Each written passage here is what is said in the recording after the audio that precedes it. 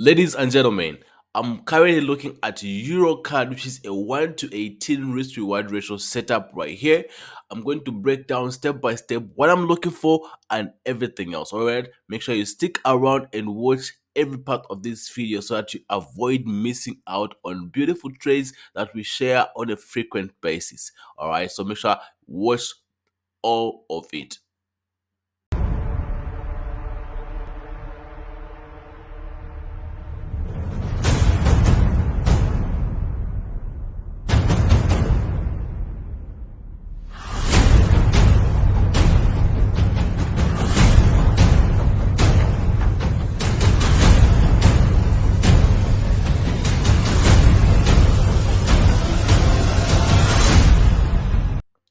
Alright, let's get started. So you can realize right here that what you have is a nice rally base drop supply zone, and then you can right here you can see that we have equal highs which were left up above right here.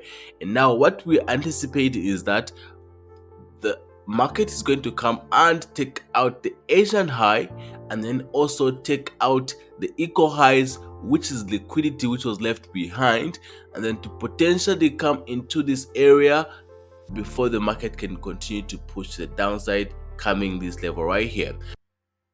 Our stop loss is 5 pips and our target is 82 pips right here. So let's go to the higher time frame and be able to see what is happening on the higher time frame. All right, so you can see that right here I've seen this market trying to push to the downside for a while now. I've seen the market pushing to the downside, so I got interested when I saw that. So right here on the 4-hour time frame, you're still going to appreciate that the market also gave you a rally based drop. Okay, that is always important. Whenever you have a rally based drop, you always have to go to the lower time frame and be able to identify the order block that caused the break of structure right here. You can see that after this the market kind of broke structure to the downside with big momentum candles. So what I did is that I went all the way to the 1 minute time frame to be able to identify my order block at that particular level.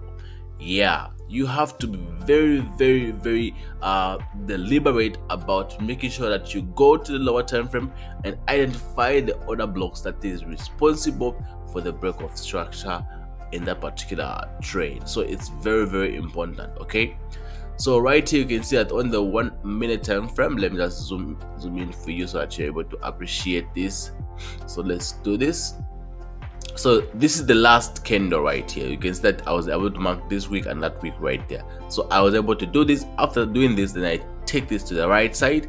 Then my goal now just becomes to wait for the market to pull up into my zone, and then if that happens, I'll be able to take the trade. If it doesn't happen, well, I can do nothing, right? I can do nothing about it. So that's my job. My job is to focus, and once the market has come into my area, I'll be able to execute.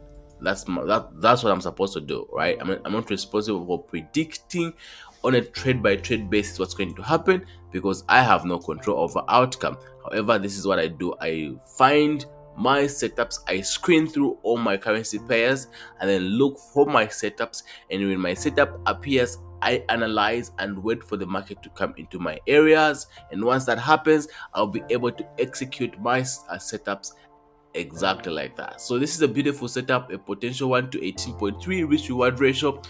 This is a beautiful setup right here. It's an A+ setup, and you would have actually known this if you were in our mentorship community. All right, so let me just show you another trade that we shared as a forecast the other day. I think it was Monday.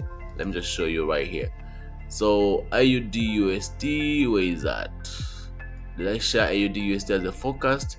I guess I didn't, but let me show you something. We come here. This is our trade that we took yesterday. This is AUD USD. Look at this. Okay, this was shared on the 1st of April. So this is a nice buy setup that we had on AUD USD. We can see that we had a nice drop, base rally, and nice liquidity which was left behind right here. A drop base rally with break of structure to the upside. We had a QML low, high and break of structure, and then we had ton of liquidity which was left behind right here. So yeah, I just kept on waiting for this, and the market did what? Came to this particular level. Once the market came to my level, I was able to execute, and I'll show you where it is right now. So just come here, you look for AUD USD. I think you find it on top right here, and you see that the market is doing what? It's been pushing to the upside right here. I think this one is kind of slow, but it has moved about 30 pips in profit. And yeah, this was shared in our private community, and I was able to take this particular trade as well, and this trade is running right now. Okay, you can see that this is how it was. My stop loss is here, my entry was here, and now the market is in profit about what? About $1,000 in profit right now. So I just took this particular trade and everything else. And actually, I just remembered the forecast was sent, I think, last week. So let me just see if I can find it. AUD USD. Let me see if I can find it. Yeah, this was the forecast last week. The forecast was made last week. However, the market decided to this one right here. This is the focus. I wanted the market to come into this area. However, it took a little bit longer, but guess what? It came to our area. This is the one right here, and now we were able to take this particular trade because it met our criteria. And that's what we do. We focus setups and wait for the market to come to our zone. We don't know when that's going to happen, but whenever it does, we will be ready to execute because we are confident that that's our setup, and whenever our setup appears, we know that there's a high chance of it being a profitable trade, and that's the basis we play from.